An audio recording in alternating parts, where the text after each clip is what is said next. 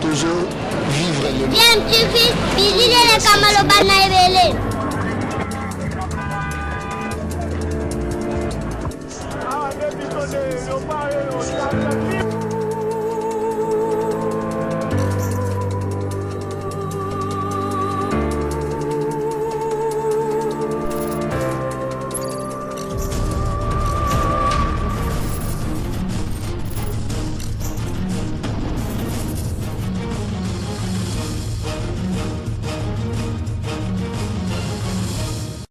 tu veux toujours un enfant.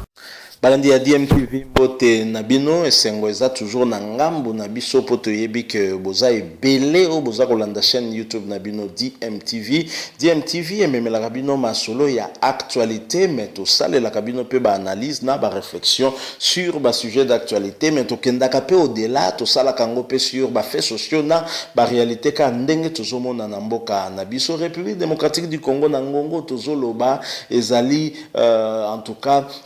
dominé par actualité kakaya politique. Vous voyez que chef de l'État initia qui consultation nationale à yaki vers peuple à solisa qui peuple après cérémonie à prestation de serment. Il y a 3 juges constitutionnels oyo isengela ki ba kende ko compléter liste ya ba juges constitutionnels. Tu vois que suscita qui en tout cas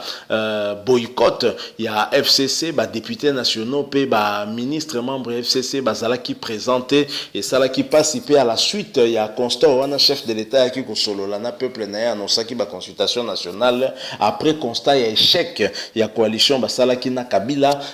coalition FCC et na caché chef de l'État bandi pe ba consultation yango mezali ko benda ba réaction belé pe mingi bazali ko banga nini ya ko annoncer une fois asilisi ba consultation nationale wana yango bandeko ya FCC na ba structure na bango mingi o bazala kanango bazali ko multiplier ba message mingi ezali ya ko rappeler chef de l'État à l'ordre et parfois même ba menace à peine voilée nalingi na proposer bino bolanda nanu évidemment ezali na mo connotation moko un peu comique pe hein toki ko s'écaper toujours mais quelque part na cessé message moko ezali o baza ko adresser très clairement na Félix Tshisekedi ezali peut-être na mo tendance moko netika ka ya moi ba menace soki déjà à partir du moment où bato baza ko parler des risques à ba violence c'est que intention na bango ezali est claire en ce moment là. Alors nazo proposer bino bolanda élément oyo na bandeko bami bengi ba jeune kabiliste ensuite tozonga pour que to poursuivre liso na biso par rapport kaka ya makambo bango ba oloba wana. Je rappelle que boza rolanda chaîne na bino DMTV soki ozana na abonné tende konanga cliquer na bouton wana ba komisa abonné za en rouge pour koma abonné à DMTV ko bossa na te cloche moko ko bima dès ko s'abonner zali cloche de notification et ko permettre na rataka te ba vidéo to kotia awa prochainement to land extrait bongo to se retrouver tout de suite après.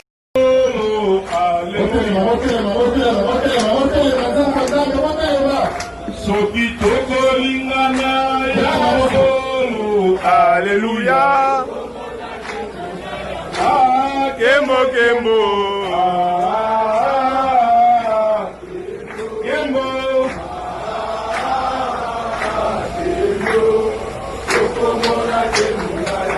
Tokagi misu, tata nzambe. Biso bana na yo, ma jeune kabiliste. Toyebo tika mokonzi ya mboka na biso Félix Tshisekedi na maboko na yo. Oza na kati na ye. On appelé ye que akomi président pour la constitution.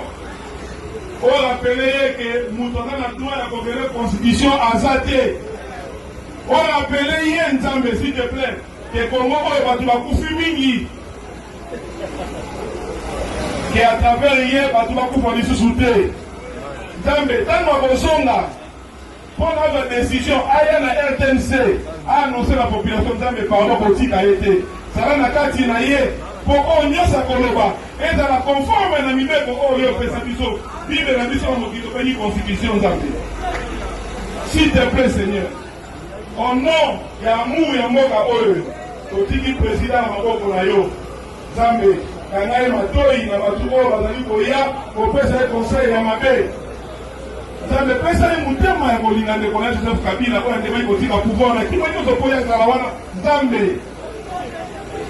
tosengi yo pardon pesa ye bolingo ya kolinga peuple mpo lelo oyo soki makambo ebebi peuple akomona pasi nzambe kozala na ye ebandeli ntina suka na nguya na yo toza na espoir ke ntango akoya na RTNC akozele constitution te nous disons amen.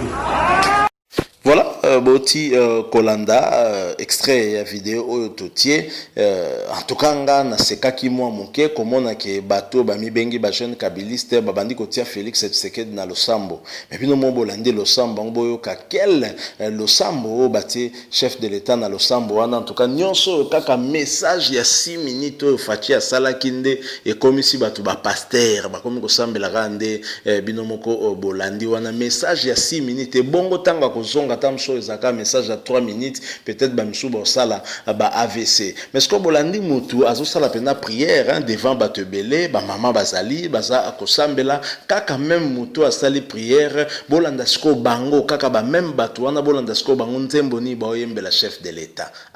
congolais to changeaka te hein tozolanda DMTV boyebi kaka chaîne YouTube na bino ndeko nango zana na abonné tozozela nini cliquez ka na bouton wana rouge ba komi s'abonner au komamba avoka abonner na chaîne na yo cliquez pe na cloche de notification hein au moni yango wana cloche moko moki permettre na yo rataka souter sur toute vidéo moko awa to landa extra lisusu bon on se retrouve tout de suite après. Balaboni bakobenga yo semeki balaboni bakobenga yo semeki balaboni bakobenga yo semeki balaboni bakobenga yo nduku yangu balaboni okobenga moninga partenaire balaboni bakobenga yo semeki akozonga Kabila akozonga na ibonga akozonga Kabila akozonga na ibonga akozonga balaboni bakobenga yo semeki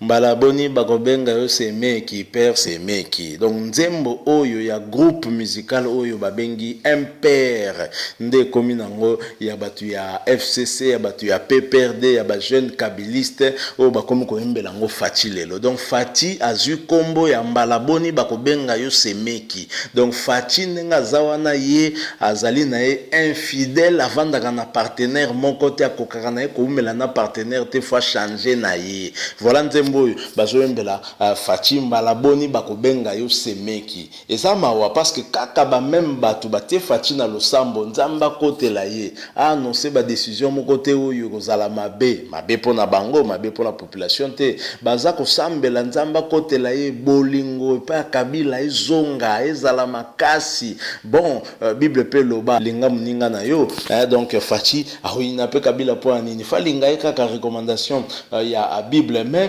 c'est quand même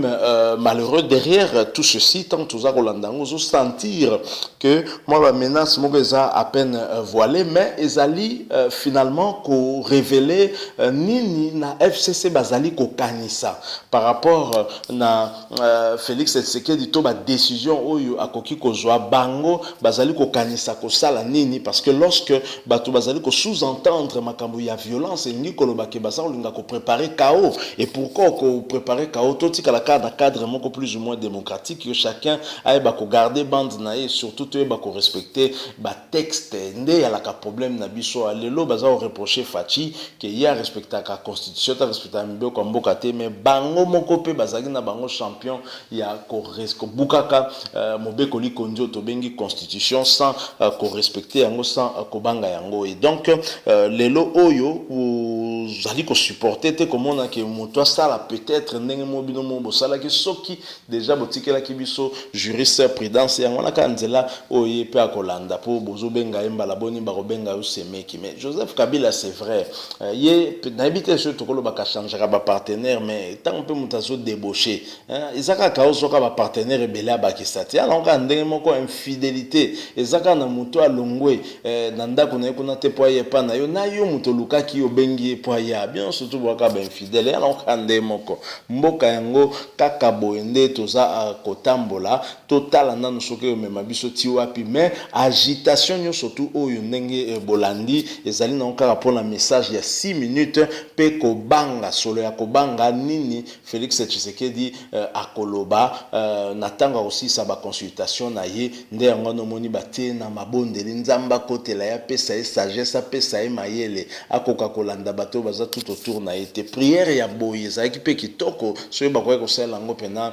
Kabila ole ya koyembela ye kaka ke akozonga Kabila akozonga ye na ebonga na ye ebongango nini est-ce que na niveau ya FCC eza na bato bakoki koassume charge wana ya likolo te foka mutu moko pourquoi biso tolingi kosabrutir boye population tozali ya plus de 80 millions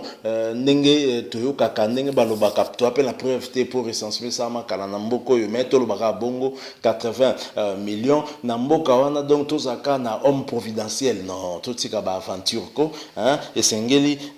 conscience na biso koka kozonga toyeba ke bato mosusu pe bakoki kozala capable ya kosala parce que mutu moko tazalaka indispensable pour souffle de vie et appartenir na mutu te mais appartenir na nzambe so yo comme indispensable bon so bakati souffle de vie to suka api donc tant pe Kabila le père akufaki mutu pe akozo bokontiron Joseph Kabila mutakalikila qui est pété à l'élo ko comme appel homme providentiel te après tout voilà moi les solo tonga tu échanger na bino par rapport na ba jeunes kabilistes aussi qui font parler encore d'eux et qui viennent encore provoquer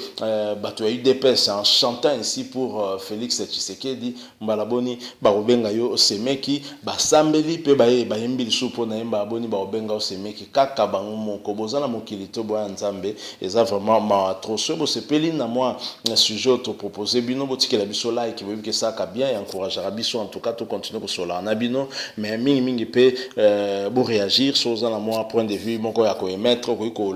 réagir toujours dans nzela ya ba commentaire et puis ko bosana te s'abonner sur ozana na abonner te na chaîne oyo et cliquer ka na bouton wana ba komi s'abonner ou comment directement abonner la chaîne na yo ko bosana pété ko cliquer na petite cloche de notification ko apparaître juste après ko s'abonner ko permettre na yo rataka le ba vidéo to tia awa merci beaucoup to kuta na bino prochainement soki nzambe abateli biso en attendant portez-vous bien DMTV vous dit au revoir.